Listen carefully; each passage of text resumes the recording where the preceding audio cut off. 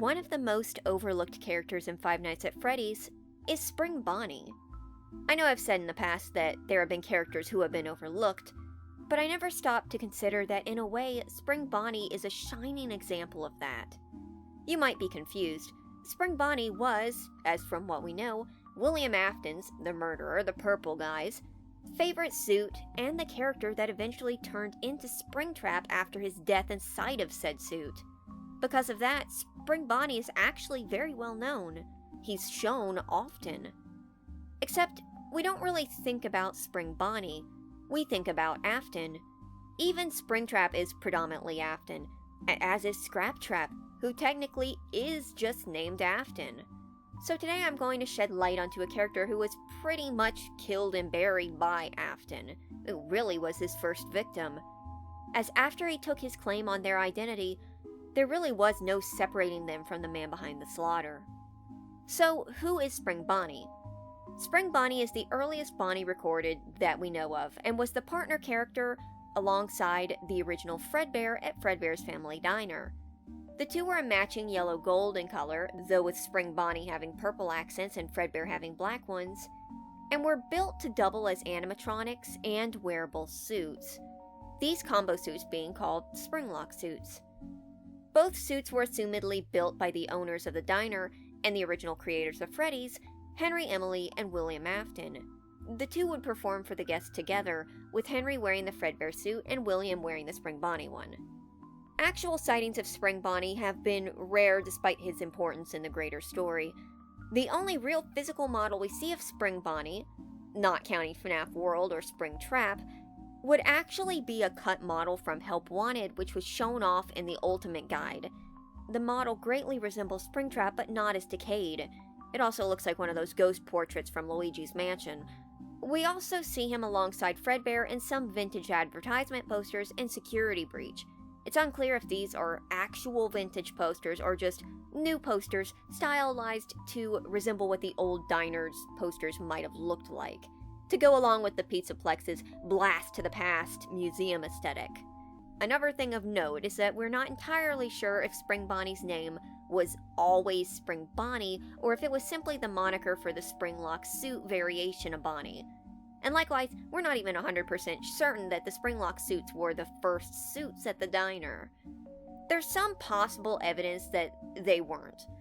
In the Phone Guy tape dated to an unknown time, Phone Guy mentions that they will be retiring the Springlock suits and instead be using the backup suits, the outdated ones. There's been a slight change of company policy concerning use of the suits. Don't. After learning of an unfortunate incident at the sister location involving multiple and simultaneous Springlock failures, the company has deemed the suits temporarily unfit for employees. Safety is top priority at Freddy Fazbear's Pizza, which is why the classic suits are being retired to an appropriate location while being looked at by our technicians. Until replacements arrive, you will be expected to wear the temporary costumes provided to you. Keep in mind that they were found on very short notice, so questions about appropriateness/relevance should be deflected. I repeat, the classic suits are not to be touched, activated, or worn. That being said, we are free of liability. Do as you wish. As always, remember to smile. You are the face of Freddy Fazbear's Pizza.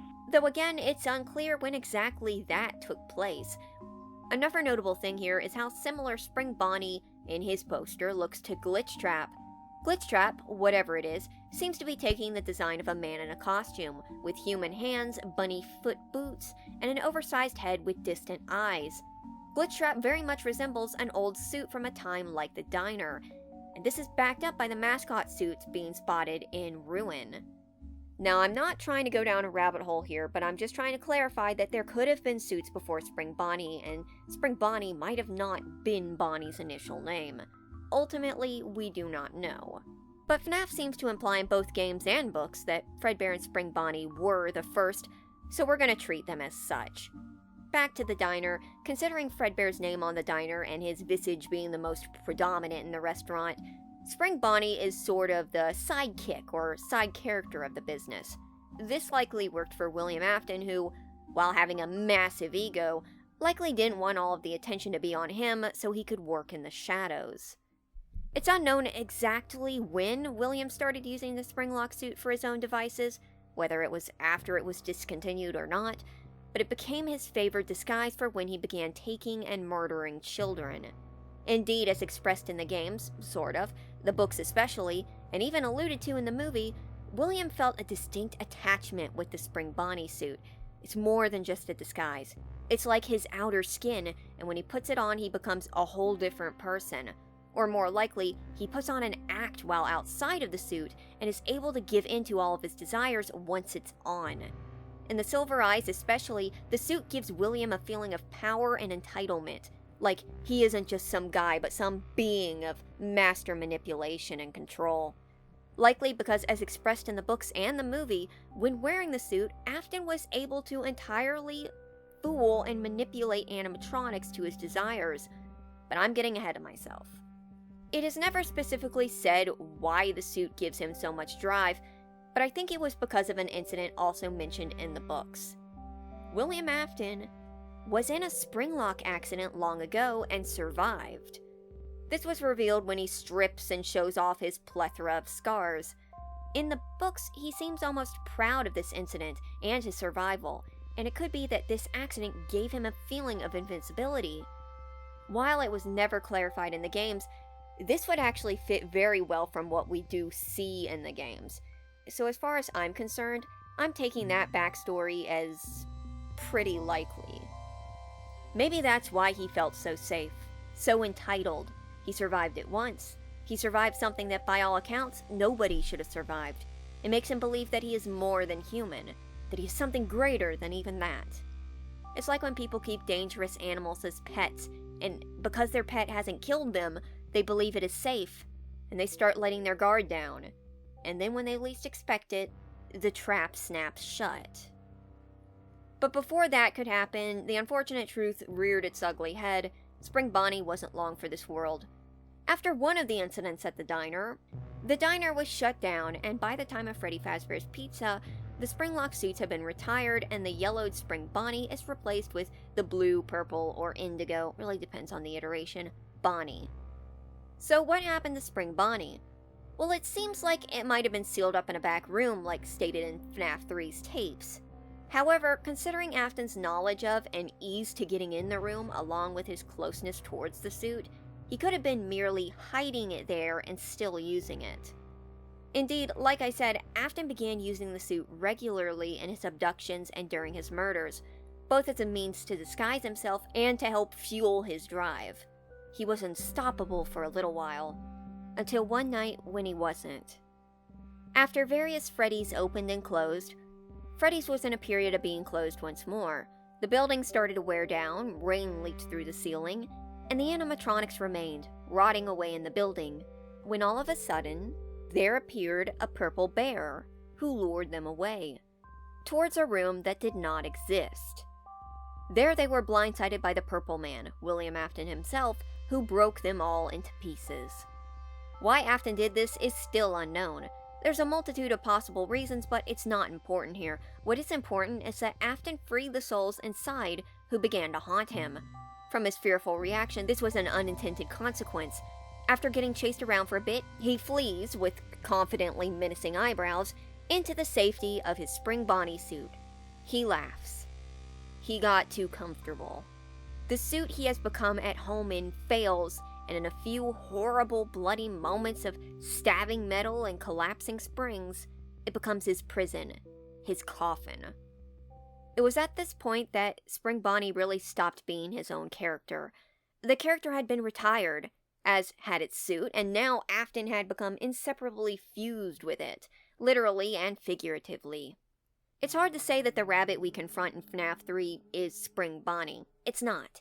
It's Springtrap. It's mostly Afton in a really deteriorated suit, so instead of describing Afton again, let's investigate something more interesting. The state of Spring Bonnie's deterioration.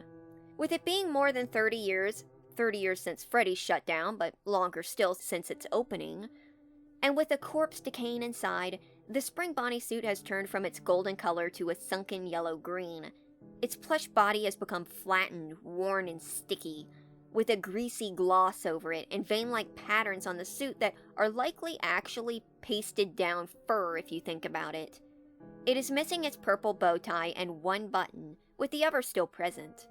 There are wear marks, holes, and cracks all over the suit, and the feet have been entirely worn away to reveal the blocky metal endo feet underneath. And of course, Afton's remains are totally ensnared, from the guts hanging around his ankles to his jaw stabbed through and held firm by metal posts. It was a horrendous death. Afton deserved it, obviously, but it's still gruesome to imagine. While in later games Afton is shown to struggle and limp in his fused suit and drag himself through the vents, in FNAF 3 he moves almost effortlessly in it. A few blips of animation show Springtrap not struggling at all, instead striding up. Not like a robot, not even like a human in a suit, but like a labored human full stop, showing how deeply Afton is ingrained. Though this is much more intimidating, the later showing of the struggling Springtrap is probably close to what this would really be like. Afton hobbles around in his suit he adored, now adhered to his body, and then is set on fire, as one would do to something that looks like this. This was a fitting end for Afton. This was, alas, more of a middle point in Afton's reign of terror, but it would have been a fitting end. But this is surprisingly not the end of Spring Bonnie's role in the franchise. Despite Springtrap all but overtaking their place, they still had a part in it, as seen as early as FNAF World. The irony being that FNAF 3 showed us the moment when Spring Bonnie irreparably became bound to Afton, and then FNAF World comes out and marks the first time that Spring Bonnie was treated like a separate character. So FNAF World is a light RPG that involves you playing as cute, chibi versions of the FNAF animatronics as they go on a quest through a cartoonish world with sinister undertones. One of these characters is Spring Bonnie, one of the strongest characters, and up until the Halloween update added another row, the last animatronic in the roster. Spring Bonnie has 3 extremely effective moves: Springlock's, a heavy dealing move, Cosmic Song, which causes a flurry of comets to hit your enemies, and Happy Jam 2, a move that heals a lot of health for your entire party. So 2 heavy damaging moves and 1 big heal for everyone. That is very useful. Design-wise, Spring Bonnie has the purple bow tie that we saw in the old posters and the black buttons, such as we saw in Springtrap. He also has noticeable eyelashes. Additionally, Spring Bonnie's loading screen tagline is, "Male, female, it's a rabbit, who cares?" Now this is the time when we ask a question that I should have probably brought up earlier, but is surprisingly only relevant for FNAF World and nowhere else. Is Spring Bonnie a boy or a girl? And my answer is, despite the fact that I usually go totally on the fence, no leaning in these cases, he's a boy. So yes, Spring Bonnie has the eyelashes in FNAF World, but in every other context, the old Fredbear posters, the design of the initial suit, the fact that his primary wearer was a man who was likely also voicing him, Spring Bonnie is presented as being male in every case. He just has eyelashes here. Eyelashes being added to something tends to make them more feminine, right? It's like the trademark of making a girl version of a character. Make it pink, give it eyelashes. But before that started, back a long time ago, cutesy boy characters would also be depicted with these luscious lashes too. I remember a Casper the Friendly Ghost cartoon where he had them through like the whole thing. Nermal from Garfield's a good example. Good heavens, Speed Racer. Look at Speed Racer's lashes. So I can see the confusion, and I can see the intrigue of having Spring Bonnie have this hidden layer that nobody knew about, but no, he's not a girl. Well, now that that's over, where do we go next? Because that pretty much sums up FNAF World Spring Bonnie. I don't want to make this a whole Afton-centric video, but I think it's worth discussing the major changes between FNAF 3 and Pizzeria Simulator of Afton's suit. Afton, also often referred to as Scraptrap, is an odd case. He is either a reboot design of Spring Bonnie, or he is not Spring Bonnie at all, and that Afton must have moved into another suit, because he is vastly different in design. He's much more slender, his peanut-shaped head especially. He regrew his feet, he gained plush trap-like shattery mini-teeth, and he is missing an arm. Evidence for him being a reboot is the fact that he has the same singular button as Springtrap and the same missing ear. The evidence for him being a different suit is, well, everything else. Just look at the two, they're vastly different. Like I showed with the Spring Bonnie model, as shown in the Ultimate Guide, it matches FNAF 3's model to a T and does not resemble Afton's suit. Now, since this complete Spring Bonnie model was concocted after Pizzeria Simulator, it could be that Scraptrap was an updated design that was then reverted back to its original Springtrap one. That seems like the simplest explanation. Anyway, it burns in a fire again. Springtrap and Afton both return in Ultimate Custom Night, but Spring Bonnie isn't distinctly mentioned. Now on to Help Wanted, and here's the doozy of a pickle. Help Wanted involves you playing through this new FNAF VR game made by Fazbear Entertainment to capitalize on the old rumors of Freddy's while dispelling them. But while playing through the game, a strange figure appears in the shadow. A rabbit. No, a man in a gaudy rabbit suit. This is Glitchtrap. But it wasn't always Glitchtrap. People have uncovered that hidden in Help Wanted's files is another Glitchtrap model, and this model is Spring Bonnie. The Spring Bonnie I've been showing off was beta Glitchtrap before he was turned into this deranged wearable suit. So imagine the original stages of developing the game. It was Spring Bonnie drawing the curtain back, creeping up on you, hovering around you. And while I won't get into the lore implications of such a change, well, the Glitchtrap mimic is it Afton, is it not discourse might have been a little different if Glitchtrap was still the original Spring Bonnie. And imagine if this game had been the first time we had seen the old Spring Bonnie model. Unknown except teased in minigames. Well, now it's fully accessible on Wikipedia, so that's something. It's out there. Why was the change made? I've heard someone brought up a stolen asset. I'll get into that in just a second. But I honestly directly think that the change from Spring Bonnie into Glitchtrap was largely probably an aesthetic choice. Probably both to make him a little more separate from the Springtrap to come before him and to make him a little creepier, because Glitchtrap isn't just a mascot suit. Glitchtrap is the most deranged, coked out, scary suit that you've ever seen. So I think, on the whole, I think the change probably had more to do with trying to up the ante. Sort of like how Mexis was made less scary and more, I use antlers in all of my decorating. So, let me get onto the whole stolen asset. Let me get onto the stolen asset thing. There was a belief for a while that this was a stolen fan model, and from what I've seen under research, this is not the fan model. It was the original Springtrap or Spring Bonnie on the title screen for one of the previews, but was likely stolen from, surprisingly enough, Popgo's. But if you do a few comparisons between the Popgo's Spring Bonnie model and the Help Wanted Spring Bonnie model, they are noticeably different.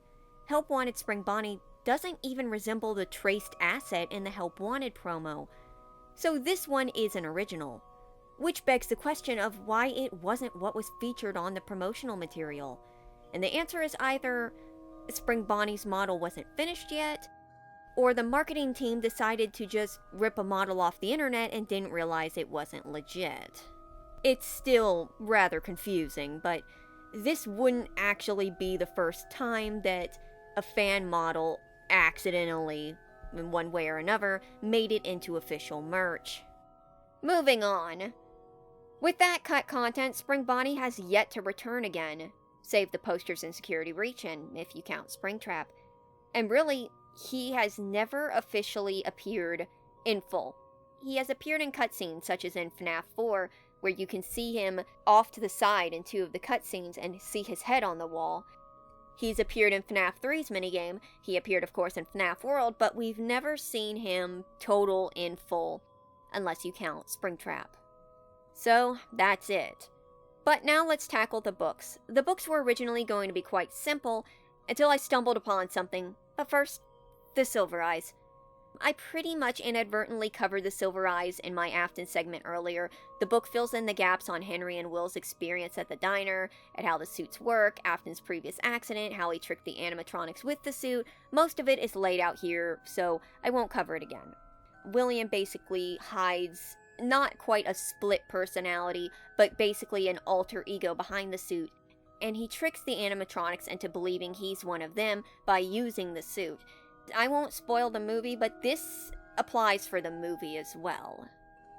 And at the end of the book, the same thing basically happens. While Afton doesn't jump into a suit and laugh and it goes off, Afton gets too confident and starts manhandling Charlie, and she ends up setting the suit off. But this goes to show Afton's biggest weak point. Afton's biggest weak point was the fact that he had become too confident, that he thought he was unstoppable. And in some ways he almost was, but he left himself open constantly. He constantly was risking it. He was constantly gambling with that suit and just believing that it wasn't going to go off. But, you know, if you put a bullet in the chamber and spin it, eventually it's gonna fire. But that was the Silver Eyes. The more important appearances in Fazbear Frights. Initially I was going to say that Into the Pit Bonnie technically isn't Spring Bonnie, but apparently he is specifically classified as a Spring Bonnie, so he is relevant to the conversation. So let's take a look at Into the Pit, the first Fazbear Fright story, and the one that's getting a spin-off in video game form in the near future. I will keep this description pretty brief. A boy named Oswald is hanging out at a pizzeria, which used to be Freddy's, and discovers a time-traveling ball pit. Well, actually, it's less a traveling through time, and instead showing a distorted depiction of a horrific event in a pocket dimension filled with monstrous reflections of evil people. So it's more like a Silent Hill ball pit. He ends up seeing the missing children incident, or what is strongly alluded to being it, where a man in a Spring Bonnie suit lured children into the back room and killed them. Alongside this, he meets a horrendous version of Spring Bonnie, one that looks like a sort of hyper-realistic Spring Bonnie, one that doesn't look quite like an animatronic but a living creature. He also has secret rows of sharp teeth inside of his mouth, sort of like the Twisted Ones. Oswald escapes the ball pit and is found by his dad, who Oswald has a slightly strained relationship with. He finds his dad embarrassing, boring, they don't have anything in common, they don't have any common interests. But Dad's not a problem for long because, lo and behold, Spring Bonnie pops out of the ball pit, Dad naps his pops, and then replaces him in the real world. But nobody notices except Oswald. The cat seems wary, but as a cat owner myself, sometimes you could be wearing a new hat and your cat might suddenly forget who you are. For a few days, Oswald lives alongside this hideous rabbit, with it surprisingly not trying anything except being generally uncomfortable to look at. But then he finally bucks up and returns to the ball pit to find his father, which he does.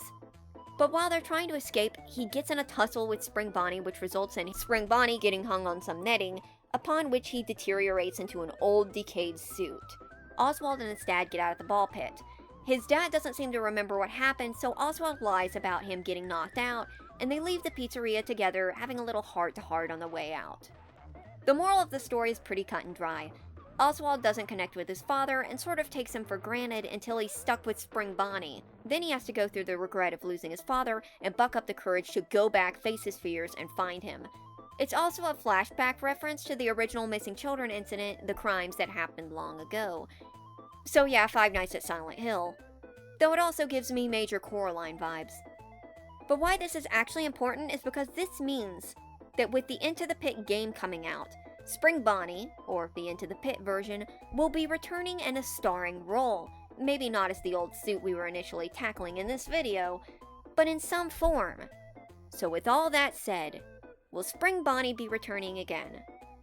No. Not truly, because Spring Bonnie never left. He's always been here, or his remains are. He's gone, a literal shell for a monster. But alas, he's never been here either. He's forever been tethered to Afton. Even in Into the Pit, the Spring Bonnie story, he is entwined with the backstory of Afton's most well-known conquest, the missing children incident. Spring Bonnie has been here since Fnaf 3, but he will never be able to stand as a character outside of William Afton. And let's be frank, I'm sure someone like William would want that. He would want to become the rabbit and make it him, infecting it to the point of forever leaving his gooey purple or dusty black stain spread upon it, and Freddy's as a whole. This is the story of Spring Bonnie, and it ended the moment William climbed into the suit. Thank you for watching.